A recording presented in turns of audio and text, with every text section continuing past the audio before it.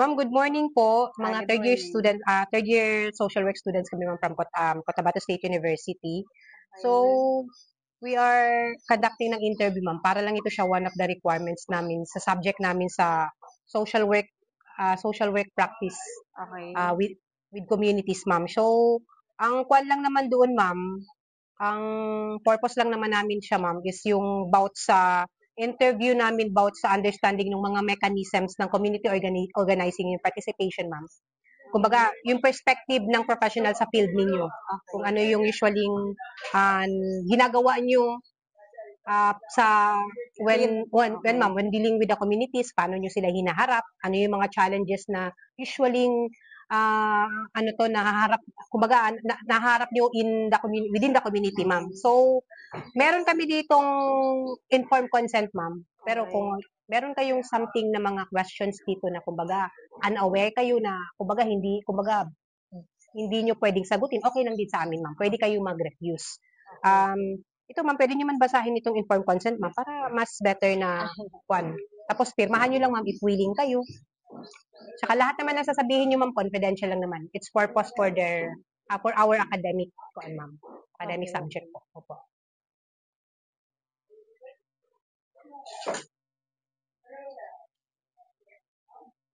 Tapos dito, ma'am, lagay nyo lang pangalan, if willing kayo signature, then date nyo po. Date po ngayon.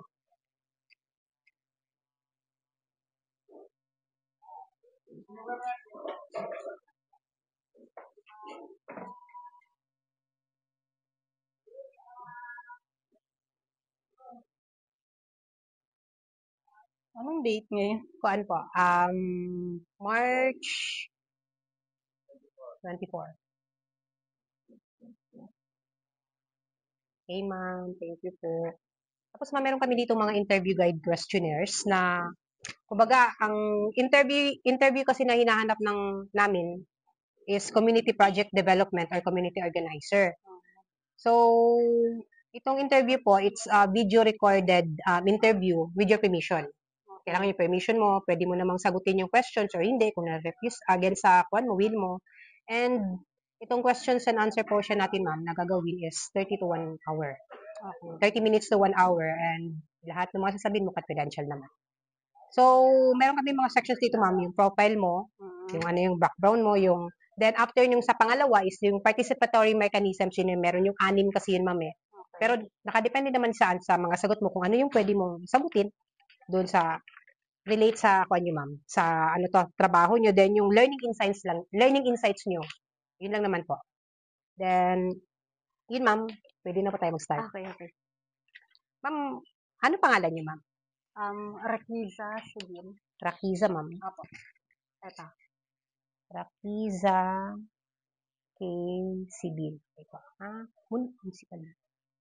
Ilang taon na po, ma'am? 25. 25. Status, civil status nyo po? Single. Single. Ano yung highest educational attainment nyo po? College graduate. College siya, ma'am. College. Ethnicity nyo po? Maguindanao. Ma'am. Ano yung current position nyo po ngayon? PDO2. Project Development Officer 2 or CityLink. CityLink. Okay po. Ilang taon na kayo nag-work, ma'am, as PDO, ma'am? As PDO2, 2 years. 2 years na rin po. Yan na rin siya, ma'am, yung same na sila ng CityLink na yan. Okay po. 2 years po. PDO2 and CityLink Okay po. company. Ma'am, dito naman tayo sa participatory mechanisms kasi, ma'am, meron siyang 6, which is yung mechanisms of sharing information, yung about sa consultation, assessment, joint assessment, then paano nyo nisi-share yung decision making sa community, collaboration, at saka yung last dito, ma'am, is yung empowerment. So, first, ma'am, is yung sa mechanisms of sharing information. So, ano yung naiintindihan nyo about doon sa mechanisms ng sharing information, ma'am? Para sa inyo po. Information. Opo, mechanisms for sharing information. Okay. Yung mechanisms sa participatory mechanism, ma'am. Within the community. Within the community. Opo. First and foremost, sa community, kailangan talaga ang participation ng mga tao. Yes, ma'am. Yan ang pinakamahirap kunin sa mga tao. yung participation nila. Kasi karamihan, sabihin nila, "Ma'am, may nahatid sundo ako, hindi ako pwede during mga meeting namin." Every month kasi may kinakandak kami na activity within the community. Siya, parang tawag dun is family development session. Bali, Hmm. nag-activity kami doon, nagle-lecture kami doon, every month yan. And then, during FBS namin, before kami mag-start mag-lecture, kailangan muna namin tanungin yung mga beneficiary namin kung ano yung mga problema nila. Yes, ma'am. Yes, ma'am. Kung yung iba, willing talaga yun mag-share ng mga ideas nila, mga problema nila. And then, after that, magpo-proceed naman kami kung tatanungin namin kamusta talaga yung buhay nila, kung may improvement ba nung huli naming pagkikita. Yung iba, nagpa-participate talaga. Ganun. Okay po. Yun po, no? Paano siya relate sa current job niyo ngayon, ma'am? Yung sharing of information. Sharing of information, makakuan siya, parang relevant talaga siya sa job ko ngayon. Kasi, kung wala yung participation ng mga tao, kung hindi sila magkipag-coordinate sa amin, wala, hindi kami makakausad. Kada month, Yes, ma'am. every month yan. Okay po, ma'am. Thank you. Paano mo siya effectively translate gigamit yung mga materials na usually yung mga local language para magkaroon ng clear communication ay yung usually ginagamit ko na Local. language. Local or yung dialect na kung ano yung maiintindihan. Minsan nagmamagindanaon kami. Kasi karamihan sa mga nasa community, Magindanaon. Bali, yun, kailangan talaga na kung ano yung maiintindihan nila na dialect, yun ang gagamitin mo. Yes, ma'am, yung pinakakuha mo yun po. It's either Magindanaon or Tagalog. Yan lang, yung dalawang yan. Hindi ka pwedeng gumamit ng lengguwahe na hindi nila maintindihan. True po, true. Yung kuan ma'am, sa platforms, yung usually media channel, ano yung usually ginagamit nyo para mag-disseminate sa community pag Group may chat. gagawin? Group Group chat. chat. Meron kami, katulad ko, 4 na barangay yung hawak ko. Bali, magko-compose ako ng parang dating tawag sa atin group message, ganun. Then, copy-paste ko lang. Then, 4 na barangay ko, sasendan ko ng ganun. Group So, chat. parang community leaders na yung Mm. nandun, ma'am, no? So, paano nyo ginagawa yung seminars, ma'am, yung presentation, yung public meetings, para mas mapasok yung mga sa community? Paano nyo Okay, bali, ang pinakauna yan, mag-courtesy call kami sa barangay. Minsan, i-update lang namin yung mga secretary na pwedeng gamitin yung barangay nyo or barangay hall or kung ano man yung venue yung pipiliin namin. I-inform muna namin yung barangay kasi basta pumasok ka ng courtesy community, call? pinakauna-una gagawin mo talaga, dapat alam ng barangay yan. Yes po. Hindi ka pwedeng bababa ng area na hindi nila alam. Kasi pag may mangyari, hindi nila pananagutan. Hindi nila, kumbaga wala silang pananagutan ba? Bali yun, ang ginagawa namin kapag every month yan, inform muna namin ang barangay kung na gagamitin namin yung area nila para mag-meeting. And then, ano yung ulit yung tanong? Yung kuan, ma'am, para mas ma-engage yung mga sa community, Okay, sa bali, seminar. yun, pag nasa venue na kami, gumagamit din kami ng mga visual aid or Para mas kuan sila, ma'am, projector. opo. Then yun. Ano yung usually mga challenges, ma'am, kapag nag-organize kayo ng public meetings, yung mag-disseminate ng mga information niya, paano mo sila ina-address? Paano nyo nasusolusyonan yung ganyan usually? Yan ang Yung lagi mga namin challenges. problema din. Kasi, kasali yan sa conditionality ng program ng 4Ps na kapag kasali ka sa 4Ps, kailangan mo talaga mag-attend. Yes, Kasi ma'am. kapag hindi, pwede kang, pag na-absenan ka, mababawasan yung makukuha mo. Bali, pero meron mga, parang mga dahilan din yung mga beneficiary na kino-consider namin, like, alimbawa, na hospital. Pero ang problema namin yung mga nagsisinungaling na, kunwari, ma'am, emergency, ganito, Yes po, ganyan. yes Then, po. yan ang mga kadalasan na problema namin. Yung pag meeting din. Yung iba naman is walang cellphone na ganito, yung touchscreen. Bali, hindi nila alam, wala silang Yung mga updates. update. Bali yun, hindi sila nakaka-attend. Yung iba naman pamasahe. Ayun Mm. po. Paano mo ini-encourage ma'am 'no, para magka-active kumbaga magkaroon sila ng participation or kaya Ang feedback ang Actually, community? ang kuwan lang namin diyan, pang-motivate lang namin, actually, ang sinasabi lang namin, once a month lang naman yung hinihingi namin. Then, once a month, 2 hours lang talaga yan na pagme-meeting. Na kumbaga, kung di kayo maka-attend, um, hindi na namin yung problema. Kumbaga, yung pera nila ang mababawasan, hindi naman amin. Yes ma'am Bali 'no? ang motivation din namin, minsan kung hindi puwede yung talagang grantee, yung may-ari ng 4 piece, puwede man ang family member. Ina-encourage talaga namin na kung hindi kayo maka-attend, puwede naman ang mga family member ninyo na available. Okey po, okey Oo. po. Next dito na question ma'am is about sa mechanisms ng consultation sa Mm. community. So, paano niyo kina-conduct yung consultation ma'am, What sa do you field? mean by Yung consultation? consultation sa community ma'am, halimbawa may papasok kayo sa community, Mm. paano niyo kino-consult yung community sa gagawin niyo? Okay. Ang pinakaunang gagawin namin yung mga parent leader ang kakausapin namin. Okey po? Kahit anong activity yan, number one na kino-consult namin yung mga parent leader. Then, tinatanong din namin yung availability ng venue ng Okey barangay, po. kung ano yung gagamitin namin na venue, yung availability ng mga tao, yun ang pinaka-importante. Kung karamihan sa kanila ay, kumbaga, hindi available during that day, mini-move namin yung activity. Para lang Para lang maka-attend ang okey karamihan. po. Meron ba kayong mga real life sa EGCON ma'am, sa work niyo ma'am 'no, as a PDO, ano yung mga usually puwede kayong magbigay content short lang ma'am Like, na kumbaga, naranasan niyo na challenges na when working with the community, paano mo sila na-handle? Usually ano yung mga meron ba kayong naranasan na challenges in handling the siguro community? so far akin wala, pero yung ibang mga kasama ko, yung mga nati-threat yung buhay, talagang Hmm, normal na yan. Pero yung buti na lang kayo wala kasi dito lang man din ang mga area yes ko. ma'am. And then ang naranasan ko lang na parang nabigatan lang din ako nung nag-reorganize kami ng parent leader.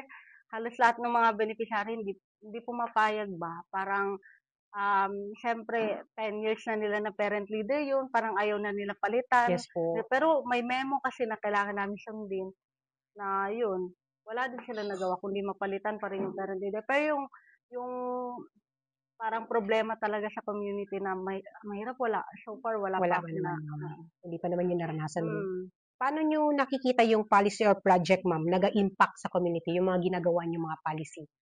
ah, Yung kumbaga yung may mga, impact ba siya sa community or oo, meron. Like, halimbawa, magle-lecture kami about sa mga livelihood. ma'am?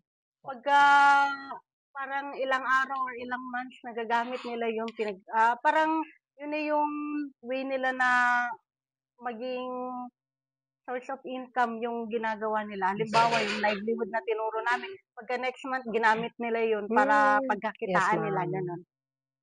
Solutions ma'am, puwede kayo magbigay ng solutions or recommendations para mag-propose, mas ma-improve yung initiative sa community po. Yun, more lang sana, more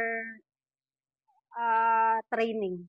More Training po. training sa mga beneficiary kasi willing sila kaso walang fund. Okey. Yun lang, willing ang community pero walang magpa-fund. Yun ang problema. Okey ma'am. Meron po next ma'am is yung joint assessment naman, Mm. mechanism ng joint assessment. So, paano niyo kina-conduct yung joint assessment sa community? Ang joint assessment, minsan kasi ang kasama lang talaga namin diyan is parent leader. Kasi ang mga beneficiary, lahat ng mga problema nila, kung siyempre ang dami naming hawak na case load, Yes yung ma'am. kada isang beneficiary yan, gagawa namin ng case study na ilan ang beneficiary namin. Ako ang pinakamay maraming beneficiary, mag-abot ng 600 na yun, kailangan ko gawan yung lahat ng case study. Bali, lahat yun, kailangan ko malaman yung problema. Bali, syempre, hindi naman siya parang ah, magsabay-sabay mag-kuan ba. Bali, ang ginagawa is, parent leader, doon sila nag-kuan ng mga problema nila sa mga parent leader. Then, yung mga parent leader yung mag-update sa akin. Yes Mm. po. Yung mga challenges, ma'am, paano niyo hinaharap, ma'am, when dealing with participating sa community activities na ginagawa niyo? Yun yung mga challenges sa minsan yung mga karamihan lang man yun sa kanila kapag nag-meet kami, ang problema talaga nila pera. Yung pera. Walang ibang problema kundi pera. Bali, ang minsan kapagka pera, yung kumbaga yung pera ginamin ko is yung wala silang nakuha ngayong period ng pag-payout, Okay. gano'n. Yan ang problema Para nila. siyang token. Parang wala talaga silang Hmm. nakukuha na pera. Halimbawa ganito, for the month of February, wala silang nakuha. Kumbaga, yung iba kasi na hindi masyadong nag-update, kaya wala silang nakukuhang pera. Nakadepende kasi talaga yan sa beneficiary yung nakukuha Ay, nila. okay po. Bale yan ang mga kadalasan na problema namin yung mga, or lower entitlement. Ang lower entitlement, parang kumbaga underpayment siya ba? Kulang yung nakuha niyang pera. Yan ang mga usually na problema nila. So, meron bang mga something difficulties, ma'am, when dealing sa accessing ng services or resources? Ano Yun, gaya yun? ng sabi ko kanina, parang kung about sa kuan talaga na fund talaga ang kulang. Yun talaga, ma'am, Kasi funds. nung last lang parang ang nagbigay yung anong fund nga yun? Agency ang Nestle Philippines nagbigay sila ng mga gift packs. Bali, Okay po. ang problema 500 lang. Okay, ma'am. 500 lang ang bibigyan nila na tao na ilan ang beneficiary ng Cotabato 7,000. Bali yun, limited talaga. Limited yung nakakakuha, limited yung nabibigyan. Okay po. So, next question namin, ma'am, is yung mechanisms, yung shared decision making naman siya within the community. Paano mo hinahawakan yung process, ma'am? Nung decision making, no? Paano mo ano to siya, paano mo na-handle yung decision making process when working with the community? In working with the community, kahit ano man yung mapag-usapan, kailangan yung worker talagang masunod. Bali, before man din na yung worker ang masunod, kailangan mo pa rin kunin yung idea ng mga tao. Then, yung majority, yun pa rin talaga mananalo. Kasi kadalasan dyan may mga problema na magkakaiba sila ng mga sinasabi. Bali, kung sino yung majority, minsan may botohan na nangyayari kapag may mga pa-activity kami. Bali yun, kung sino yung, kung saan magbe-benefit yung nakakarami, doon kami. So, paano nyo na-i-ensure, ma'am, na lahat ng bosses ng community, within the community, ma'am, kumbaga napapakinggan lahat ng idea nila sa planning process? Kasi may mga beneficiary na during mga meeting, tahimik. Yun ang una-una namin nilalapitan. Kung sino yung tahimik, kumbaga yung hindi nagsasalita Okay po. para ma-quote yung attention niya, makapag-share siya ng idea niya. Okay po. Thank you. Ma'am, meron naman next, ma'am, is yung mechanism for collaboration naman. Collaboration with the other networks, Okay. maliban na sa MSSD, no? So, paano kayo nagka-collaborate when working with the community? Paano yung collaboration dun, ma'am? Una-una dyan, pag sa community, yung mga resources nila, pinakauna yung may backyard gardening kami na pinapa-comply sa kanila. Every month yan, minomonitor namin yung backyard gardening nila. Yun ang pinakaunang resources na meron sila. Yes, Pwede ma'am. nilang gamitin pangkain or ibenta yung mga gulay.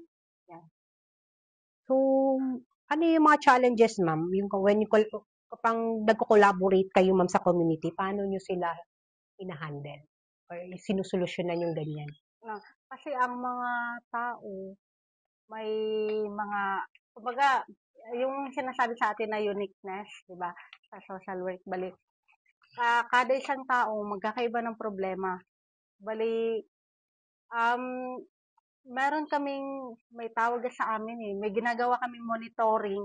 Halimbawa, ikaw isang beneficiary, ito yung problema mo. Then, itong tao na to, itong problema. Then, kapag ka may agency na may fund, halimbawa, yung fund na yun is good for yung ano yung pang tailoring. Yes, Tapos ma'am. yung, halimbawa, ikaw, willing ka magtahi, ikaw ang ipapadala namin doon. Parang ganun. Kumbaga parang kada individual may pangangailangan. Then, may program para doon. Okay, depende sa problem. Ano yung mga strategies niyo yan para magkaroon ng trust and ma-encourage yung participation ng community, ma'am? Anong ginagawa niyo?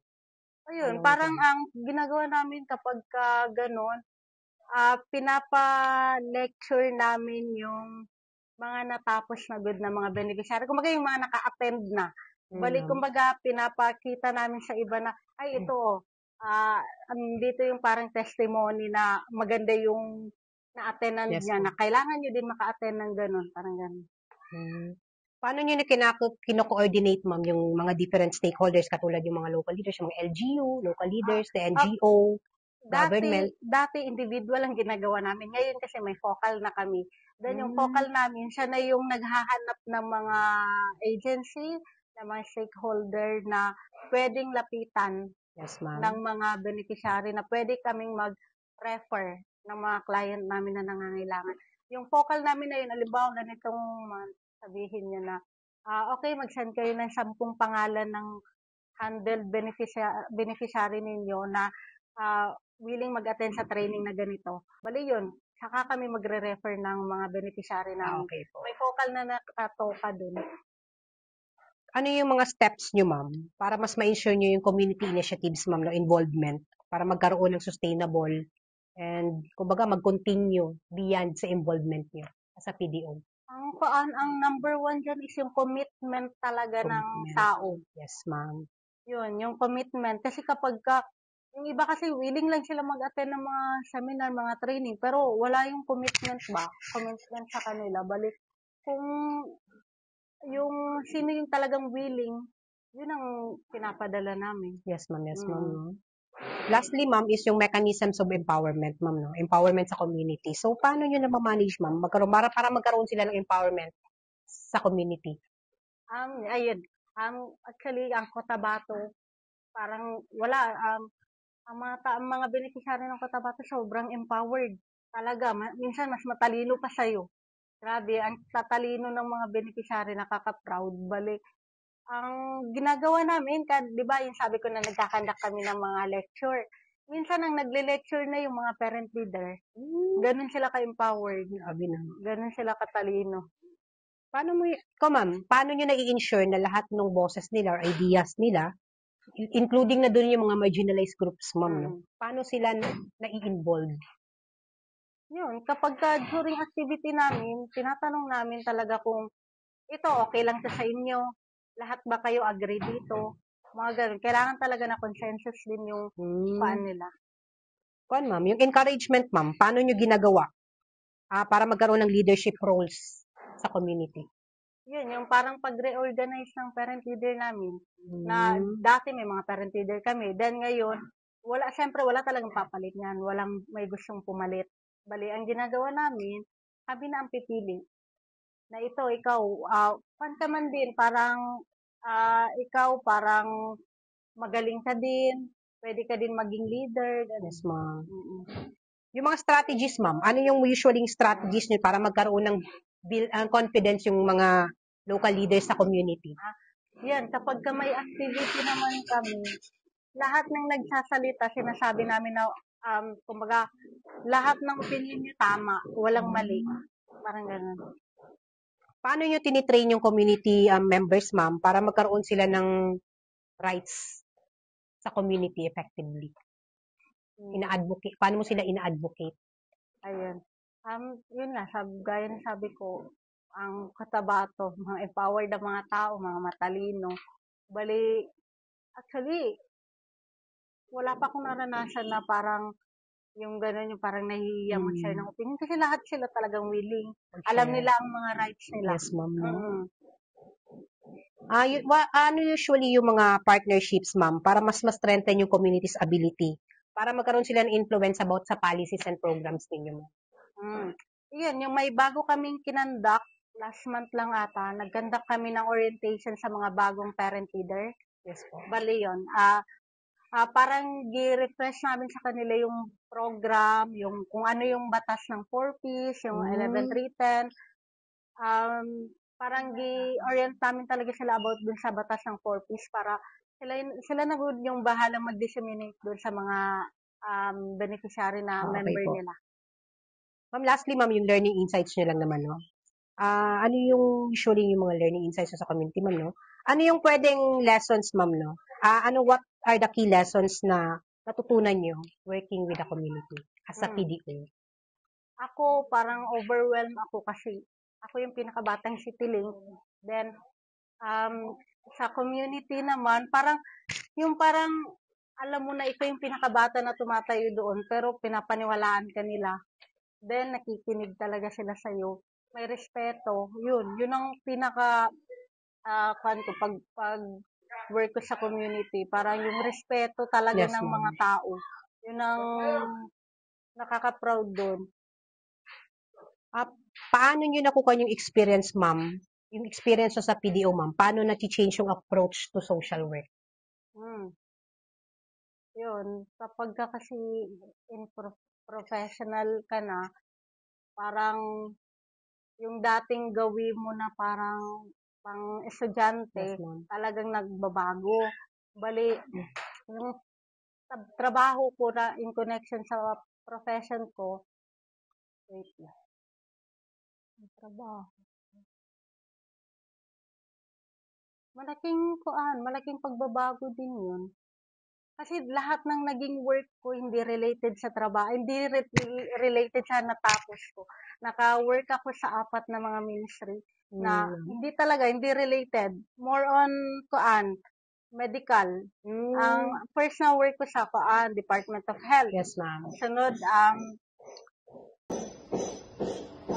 MILG. Pangatlo, NGO ako. Then, ito ang pang-apat ko. Bali, lahat nun parang hindi ko na-practice yung natapos ko ba. Pero, yun ang kagandahan dun. Marami akong natutunan dun sa mga ibang naging work ko. Then, parang nanibago ako nung naka-work na ako as PDO 2. Kumbaga, hindi na ako nagdaan sa PDO 1, direct na ng PDO 2. Bali, nung naka-work ako, parang dun ko na-feel na, ay, social worker pala ako. Doon yung naramdaman mo. Doon yung na-feel. Yun, ma'am, lastly, ano yung pwedeng advice na mabibigay nyo sa future social worker na para mas ma-maximize nila yung learning when dealing with the community or working with the community? So, advice sa Yes, ma'am. Sa mga social work katulad sa amin, ng mga workers to, as future social work na rin. Inshallah. Dati, parang nung nag-aaral pa lang, parang pangarap ko lang to. Parang yung tinanong ka kung anong maging gusto mo pagka after 5 years, parang akala ko imposible na marating ko to. Bali, ang advice ko talaga na parang patuloy lang talagang mangarap. Yes, ma'am. Kasi hindi ko in-expect na makapasok ako dito. Then, Cotabato pa talaga na ang hirap pasukan ng Cotabato. Kumbaga, kung ma-hired ka man, kadalasan Maguindanao ka matatapon. Na ito, kami 7 lang yung hiring that time na 1,000 ang nag-apply. Parang pinag-pray lang talaga ba? Pinag-pray lang namin tong work na mapunta sa amin. Then yun, parang advice ko lang patuloy mangarap and then yung tiwala mo sa sarili mo. Yun, number 1 talaga. Kapag ka mag-a-apply ka, kailangan yung confidence talaga. Yun, kahit wala kang experience, kapag ka nag-apply ka, i-feel mo yung interview sa'yo, i-feel mo na parang, ang i-relate mo na lang dun yung during pag-OJT nyo, pagiging intern ninyo, may matutunan ka during intern. Kumbaga, siyempre, magiging intern na kayo soon. Bali, during internship ninyo, i-feel ninyo yun na, kasi mag-work kayo yan with the community talaga. Yung pinakauna yan, working with individual kayo yan, yung mga case study ninyo. Pangalawa, working with the groups, yan. Then, tatlo man yan, di ba? Working with individual, groups, and community. And then, dun sa tatlong yun, kailangan nyo yun i-feel talaga. Yung parang nag-work kayo na para kayong sinasahuran, yun, i-feel nyo talaga na nag-work kayo kasi magagamit nyo yun in the future. Ma'am, thank you, ma'am. Thank you talaga sa participation. Okay. Sa ulitin. Thank you. Thank you. Yun lang naman, ma'am. Okay.